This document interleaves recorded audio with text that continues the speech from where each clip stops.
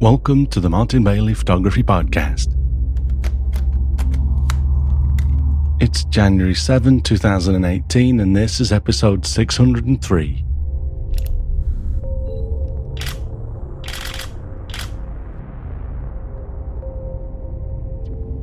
Following on from my selection process episode last week, this week I'm going to tell you a little about each of my personal top 10 favorite images from 2017. We'll work through my top 10 in chronological order, starting from January and working through the year. My first image was a bit of a surprise for me, as I wasn't all that fond of this image when I first shot it, but it quickly grew on me. This image is from my Hokkaido landscape photography adventure tour. Weather permitting, I'll actually be at this same location just a day or so after releasing this episode, and I can't wait to get back there. This particular spot is just off the ski slope at Mount Asahi in Hokkaido, a beautiful place to ski as well as to photograph, although we're careful, of course, to not get in the way of the skiers. I shot this at f/14 for a 50th of a second at ISO 100. Pretty much my default settings for when I'm working on a tripod. I think one of the things that prevented me from liking this image initially was that I had to compromise my composition because of the foreground objects and the fact that I shot this from the other side of a small brook. I'd ideally wanted to go just a little bit wider and include more snow down in that trough in the center foreground, but that would have meant including some hazard warning poles and something else as well, and I obviously didn't want to do that. It's funny because this is the reverse of how we sometimes find it difficult to remove images from a selection because of the emotional attachment that we generally have for a while after a shoot. In this image, I had a slightly negative emotional reaction caused by the fact that I had to compromise my preferred composition. But as that wore off over time, I found myself liking the image for its artistic merit, unhampered by my feelings from when I made the photograph. I found this to be the case when going through images from old shoots too. We finish a shoot with certain expectations. It's still fresh in our mind, and we have a short list of images that we think went well, and give preference to finding and processing these images, and tend to skim over other images a little less enthusiastically. Again though, if you go back and look through your old shoots with fresh eyes, if your creativity was engaged, you'll sometimes find that there are images in that set that are pretty good, but you ruled them out initially because of your fresh expectations. It's because of this that I like to set aside some time every so often to look through old images from 6 months to a year ago. It sometimes turns up some pleasant surprises. Moving on, this next image is from my Snow Monkeys and Hokkaido wildlife tours, specifically from the small fishing town of Naosu on the Shiretoko Peninsula, where we spent 3 days photographing sea eagles. This is a white-tailed eagle, having just caught a fish. In actuality, we threw the fish into the water, and quite often they are flatfish, which don't usually swim near the surface. So I like this mostly because it's a regular looking fish and we can still see the splash of water as well as the reflection of the eagle. I cropped this down from the top edge to a 16:9 ratio image, mostly because there wasn't anything interesting at the top, but also because it made it feel more dynamic with movement from left to right being forced into a narrower space. My settings for this were ISO 800 at f10 with 1,000th of a second shutter speed. For more information on my settings and techniques for using long lenses for this kind of fast-paced focusing, etc., please see the podcast episode 584, which you can jump to with the short link mbp.ac/584. Next, we go from the wintry sub-zero temperatures of northern Japan to Namibia, when I visited a Himba settlement with my Namibia tour group. Without a doubt, one of my favorite images from the 2017 visit is this young Himba girl that I'd also photographed in 2015.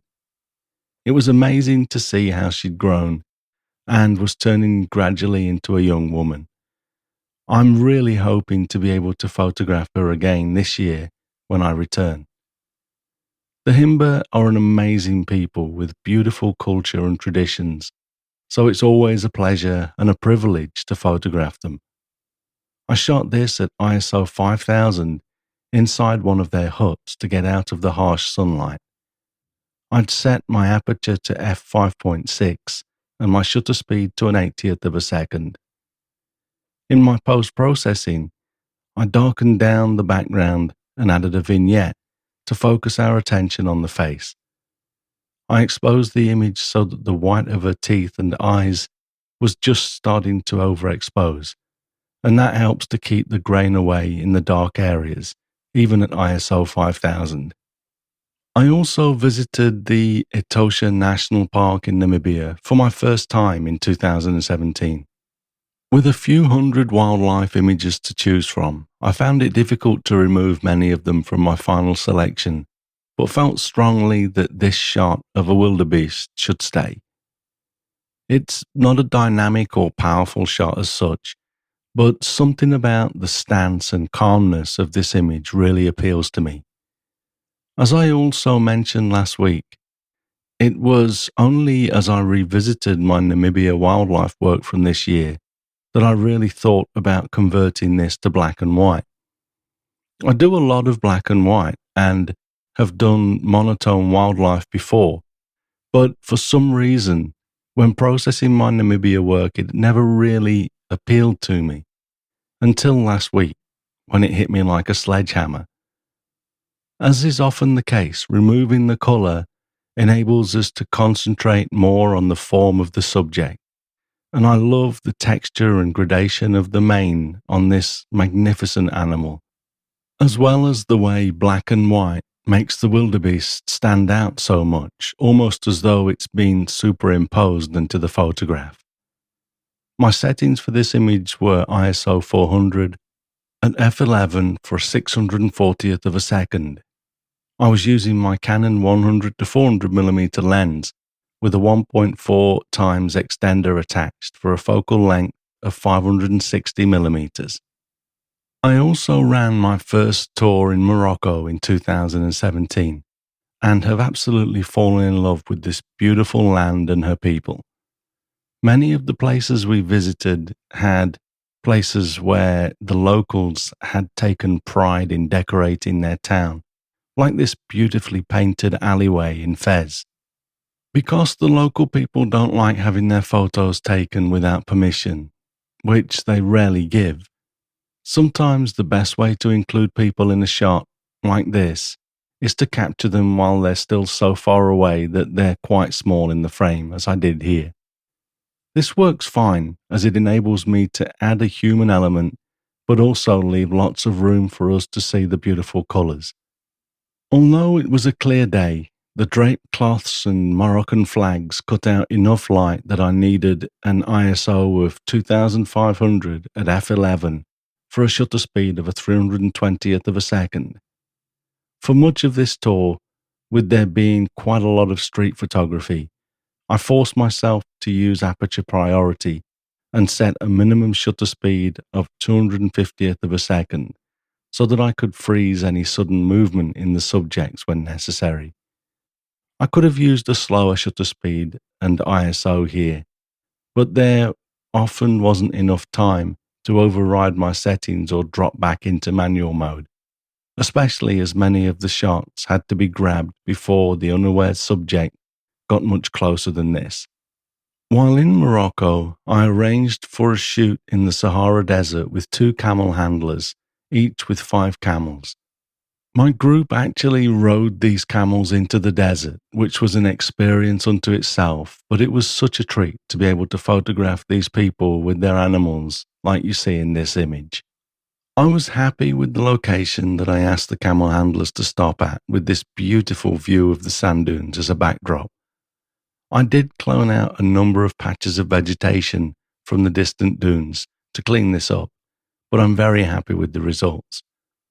I used my 24 to 105 millimeter lens on one body and my 100 to 400 millimeter lens on a second body so that I could quickly switch between the two.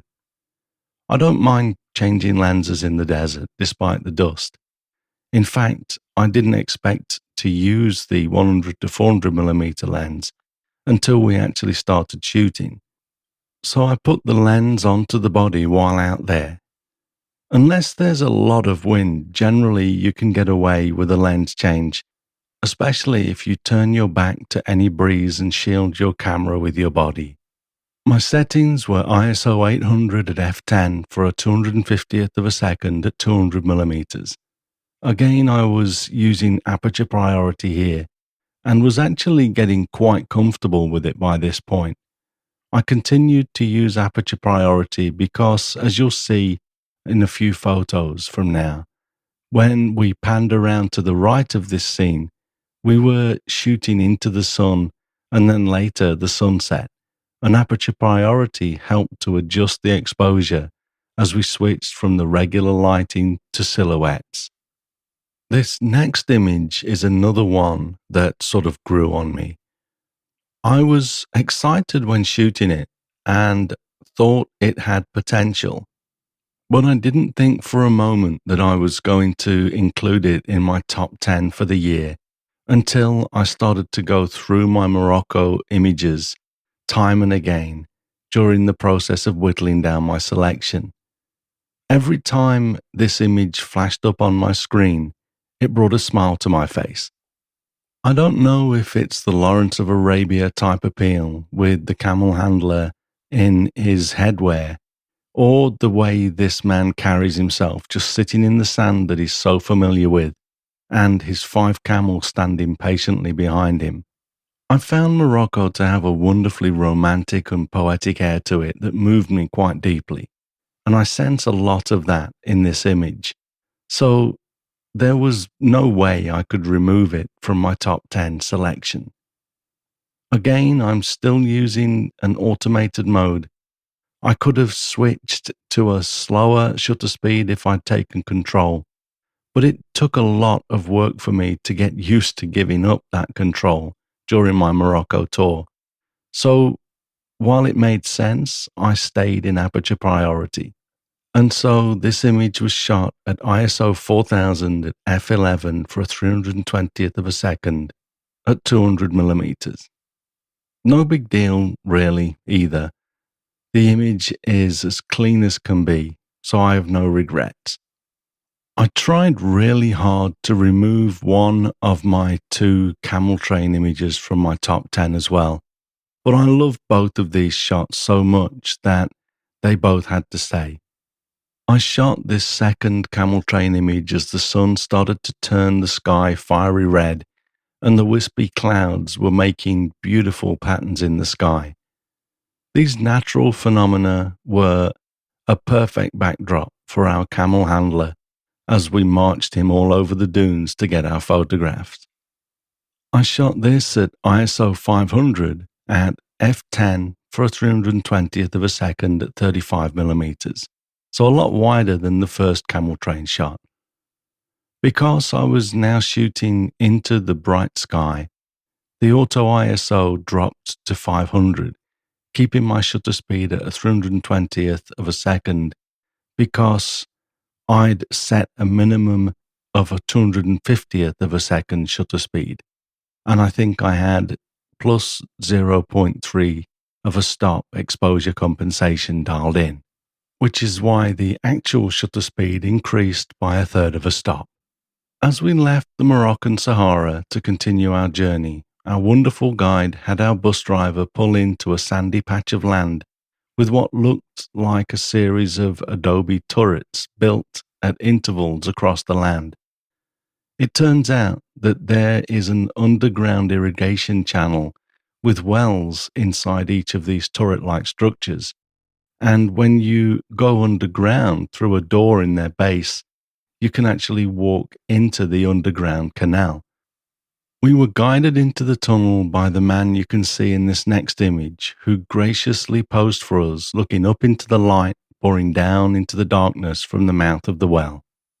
Taken a little by surprise at this photographic treat, I lowered my exposure compensation to -2 to prevent my camera from making the man's blue garments overexposed due to the very dark background, and also to give me a 40th of a second shutter speed at f4 in the very low light, even though my auto ISO had reached the limit that I'd set, which was 6400. I absolutely love this shot though, and although I'm not really much of a people photographer, I think this and the final image that we'll look at in a moment are my favorite photographs of my top 10 for 2017. In the final image, we see a proud man that lives in an ancient Igram, or a fortified village, called Ait Ben Haddou, and his family's home was built around the 15th or 16th century. An incredibly generous gentleman, he invited our tour group into his home for tea, and then came out with us into a nearby building with an opening in the roof so that we could photograph him in this amazing light.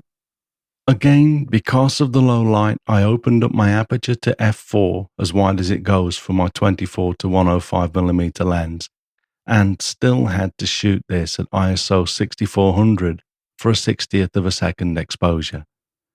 There's virtually no grain in the image though, as I exposed it so that the whites were bordering on overexposure, which helps to stop the shadows getting too dark, and it's the shadow areas that become more problematic if you don't protect them. I feel incredibly fortunate to have been able to visit Morocco for the first time last year, and I'm hoping that we'll get enough people signed up for the 2018 tour to make it possible to visit again. It's a magical country with beautiful people and a sense of poetry that I honestly wasn't prepared for. As I spoke with our guide towards the end of the 2017 tour, he told me that 2018 would be even better because, in his words, Morocco is in your eyes now. This might not seem very special to you, but it's this sort of turn of phrase and philosophy that can reel me in and make me love a country and her people like nothing else. There was a great response to my call for you to share your work at the end of last week's episode, in which I discussed my selection and editing process for this top 10. I'd like to invite those of you that have not yet posted a link to take a moment to share your own top 10 in the comments for this post at mbp.ac/603. If you haven't selected your own top 10, I really do recommend setting some time aside to do this. It helps to hone various skills that help us to become better photographers, as well as enabling us to put a stake in the ground at the end of each year, and that builds into a great visual record of our progress as we continue on this wonderful journey of ours into 2018 and beyond. Thanks very much for listening today. If you enjoy this podcast, please share a link with your friends. Subscribe in iTunes or your favorite podcast program to ensure uninterrupted delivery. If you have a moment to rate the podcast or leave us a review in iTunes, that helps to keep us relevant in the huge number of podcasts out there now. You can find me on Instagram, Twitter, and Facebook, etc., and links to everything that I'm up to are at martinbaileyphotography.com, so do drop by and take a look. With just a day or so left before I leave for this year's Hokkaido landscape tour, I'm not sure if I'll be able to post another episode for release while I'm away, so if I skip next week, forgive me. Please do stay tuned in though, because I will be back. In the meantime, you take care and have a great week, whatever you're doing. Bye bye.